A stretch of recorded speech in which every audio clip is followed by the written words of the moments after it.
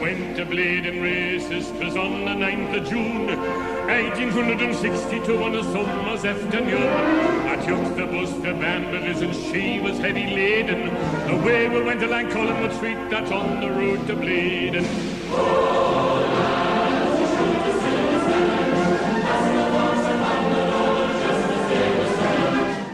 You're watching TOON Army TV. Welcome to the channel. This is the Brighton and Hove Albion versus Newcastle United match preview for the game kicking off this Saturday evening down at the AMEX Stadium. The game kicks off at 8 o'clock, so it's a late one. It's a big game for both sides, most importantly for the TOON. We need nothing but 3 points on Saturday evening. Anything less than a victory, that includes a draw or a defeat, Steve Bruce needs to do the right thing and resign, because that would be 2 wins in 20 games. As it stands, it's 2 wins in 19 games. That's a sackable offence. At any level of football, it doesn't matter what club you're managing, you would be sacked. But because Mike Ashley does things on the cheap as to why he's still here, he should not have the Brighton game. He's long overstayed his welcome, and he now knows this is the biggest game in his managerial career, because he knows if he gets the sack, not one club will touch him, not after this. Unless you're a desperate championship club looking to stay in the league, because he's lost all credibility in terms of a manager. I feel like, yeah, he's tactically out his depth. I said when he got the job, he will relegate us. It's as simple as that. I don't want it to happen, but with Steve Bruce, he hasn't a clue, man. He makes up too many excuses. There's no real style of play. Players getting played out of position. And that's the reason why we find ourselves 17th in the league. The table doesn't lie. We should be in the bottom 3 if it wasn't for Fulham and their poor start of the season. They've changed things up in terms of how they go about the game. And that's why they're picking up results. And that's why we've been caught, because we've done nothing about it. Steve Bruce doesn't know how to do a training session. So there you go. That tells you everything you need to know about our current manager. But if we were to lose or even draw the game on Saturday, I think we need to bring in someone like Chris Wilder, a manager who knows what he's doing at this level, a manager who, for me, in a short space of time, could get the best out of this squad. I'm not saying he would keep it up, but you just never know. He's a sort of manager who commands respect. You know, the squad, he's got a real style of play that can, get the best at this level. He knows exactly what he's doing. And he wants to win games. He's passionate. He's the sort of manager that we can bounce off. Steve Bruce, you kind of get that. It's the total polar opposite. And he talks like he's a fan. He's not a fan. Because if Steve Bruce was a fan, he would have left a long time ago. Someone like Chris Wilder, he understands what it takes to win. Now, even if we got relegated with Chris Wilder, I'd still get behind him, because if we got properly backed by Mike Ashley, I don't believe there's a takeover. It's not going to happen now. Then he would build his own side, and then hopefully we'll get promoted back to the Premier League. But if we got relegated with Steve Bruce, I have simply no hope. We'd lose a lot of our better players: Callum Wilson, ASM, Miggy Almiron, Shelby, Dubravka. I can name a few. They'd be off. They'll not stay here, because you don't want to be playing in the Championship, and it'd be sad. But listen, if we got relegated at the end of the season, I wouldn't be sad to see half these players go. And it's all down to Steve Bruce in the end, because he's the manager. He's got to get the best out of them during the week. And when it comes to the actual games, we simply haven't been good enough. We've not performed for a full 90 minutes, and that's why we find ourselves where we are. Because I watch games and I'm thinking there's no real structure to how we're playing. We play well for half an hour, 45 minutes. You might get a first half out of the lads. You might even get an hour. But we don't play well for a full 90 plus. And at Premier League level, you've got to do that on a consistent basis. There's only been 2 or 3 games this season where we've actually performed well, and that's quite alarming. In my opinion, we shouldn't even be in this league performing for a full 90 minutes in 2 or 3 games. That, for me, is not Premier League level.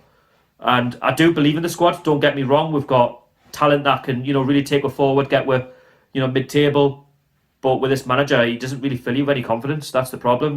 We'll bring players back, like Callum Wilson, like ASM, like Miggy, and then they just get injured again because of what's happened on the training ground. Steve Bruce, for me, he's completely lost the dressing room. He has lost the fan base, and he knows that he's in big trouble the longer he stays. If we get back in around the Sheffield United game and he's still here, I don't want to know, because for me, he's not going to win we're back over.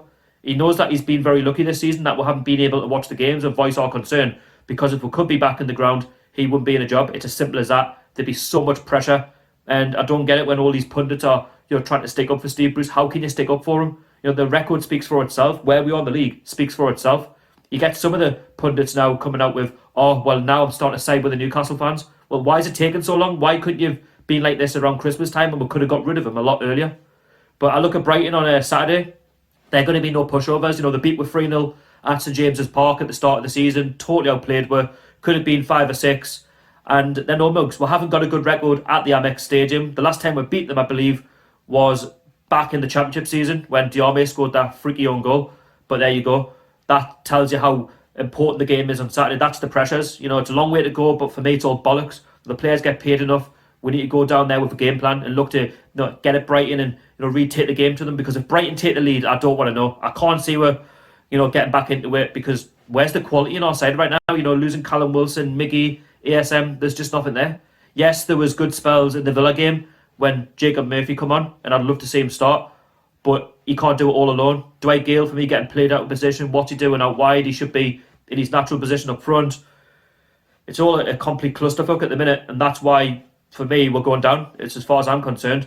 And we could be in the bottom three before we take on Brighton this Saturday evening, because Fulham take on Leeds at Craven Cottage on Friday night, and I do expect Leeds to crumble in that one. I do expect Fulham to win the game, because Fulham need the points. Leeds, they blow hot and cold. They've had a good season, don't get me wrong, but you can't always rely on Leeds to get your points, especially on the road. And I would be surprised if Fulham didn't get anything out of this game. Yes, a draw wouldn't be too bad of a result for Newcastle if Fulham were a draw, but we still need to focus on our own game. We shouldn't be relying on other clubs. We should have enough about it to be comfortable mid-table, but it's down to your manager. It's down to how he sets up the squad, and like I say, we've not done enough this season, and that's why we find ourselves in the predicament we find ourselves in. And I'm trying to be positive, but I'm struggling right now. But we need to get the 3 points. It's as simple as that. Now, I'm going to go into my predicted starting 11 for the game on Saturday evening. I'm going to go 4-2-3-1, no messing about. Players need to be played in their correct position. So in goal, Martin Dubravka had a decent game against Aston Villa. Was very unfortunate for the goal that went past him. It was a massive deflection off Kieran Clark. Nothing he could have done about it. But apart from that, when called upon, he performed very well. At left back, I'm going to go with Jamal Lewis. We need to see a big performance from the lad. We know what he can bring to the table. Yes, he's had a tough season, but with the correct service, if you can get him down that flank, and he can cross balls in, then Brighton's defence at times have been shaky. So it's important that Jamal Lewis ups his game, but not only that, the service is correct. Right back, I'm going to go with Javier Manquillo. We need to see the Manquillo of old. We know that he played a bit against Aston Villa and he looked all right. He looked solid. But we know that with Manquillo, you're going to get a solid performance. We need it in this crucial part of the season. He will put tackles in. He will try and get with forward where he can. So we need to make sure that he's on his game this Saturday evening. The two centre-backs, first up, Captain Jamal Lascelles. He scored 2 and 2 at home against Wolves and Aston Villa. We need to see more from the captain. He has been performing in recent games, but he's not had the best of seasons. He knows that. He's had a few defensive problems, but he's looked solid in recent games, and that can only be a good thing moving forward. Alongside him, I'm going to go with Kieran Clark. I wouldn't say it was naturally a fault for the goal. It took a massive deflection off his knee and hit the underside of the crossbar and bounced in. But all in all, he had a good game against Aston Villa.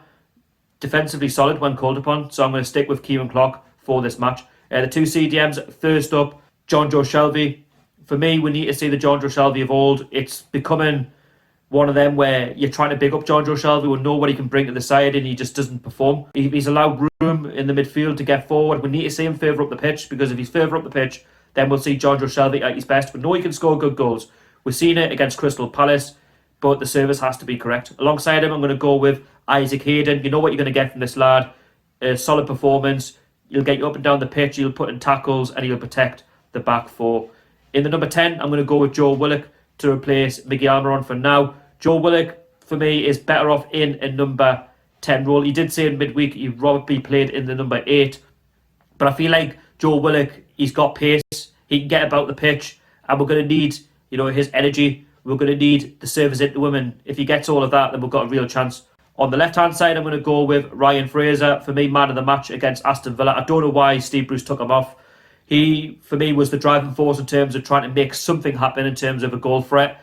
We know what Ryan Fraser brings to the table. He's got a lot of pace. He likes to cut in, and the service has to be correct. On the right-hand side, I'm going to go with Jacob Murphy. He needs to start this game now for me. He looked good against Aston Villa when he was on for a short period of time. He was unlucky to hit the crossbar, and he also set up an assist for Jamal Lascelles to head in the equalising goal against Aston Villa. He's an energetic sort of character. He's positive, and we're going to need that against Brighton and Hove Albion. And up front, I'm going to go with Dwight Gale. The service needs to be there. Dwight Gale needs to be played in the striker role, not out wide, because for me, we're not going to get the best out of him. And if the service is correct, to Dwight Gale, then expect him to peel off the defence and score. He's the next best thing in terms of pace to Callum Wilson. And so far, I wouldn't say Dwight Gale's been disappointing. I would say it's all down to where Steve Bruce is playing him and the formation that we're going with. But if you stick with a 4-2-3-1 and he plays up front where he's supposed to play, then you might see the best of Dwight Gale. So that is my predicted start 11. Let me know yours down below in the comment section. In terms of a score prediction, I'm going to go 2-1 Newcastle. Normally a draw would be good at any part of the season, but given the predicament we find ourselves in, we need 3 points. Anything less than that, then as I said before, Steve Bruce needs to resign or the board need to sack him on the spot, because for me that would be 2 wins in 20 games. It's a massive game. Brighton, no pushovers. It's going to be a close one. I wouldn't be surprised if it's 2-1 either way or 1-0 either way, something like that. But I'm going to stick with a 3-goal thriller. We'll get 2 goals. Brighton will get 1. And then if we can get 3 points on Saturday, going into the international break, it can give us some confidence. Because if, let's say, Fulham don't beat Leeds and we win and Brighton lose, we'll go 5 points clear of Fulham with a game in hand. And we'll also go 2 points clear of Brighton. So there's a lot riding on this game this weekend.